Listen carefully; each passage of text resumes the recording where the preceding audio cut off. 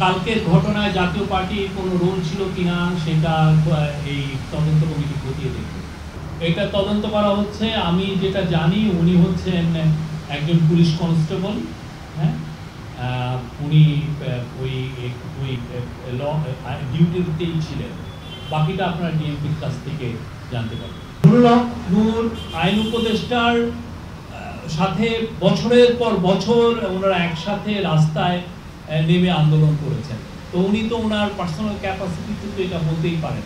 কারণ নুরুল হক নূর উনি আইন উপদেষ্টা হওয়ার অনেক আগে উনি ঢাকা ইউনিভার্সিটির সবচেয়ে ভোকাল প্রফেসর ছিলেন এই ফ্যাসিজমের এগেনস্টে। তো সেই সময় নুরুল হক নূর ছিলেন ওনার সহযোদ্ধা। এবং আপনি জানেন নুরুল হক নূর বা স্টুডেন্টের প্রতিটা যখনই কোনো বড় প্রোটেস্ট হয়েছে সেখানে আসিফ নজরুল ছিলেন একজন ইম্পর্টেন্ট একজন টিচার। উনি ওইখানে ছিলেন, ওনার সবসময় ওনার প্রেজেন্স ছিল।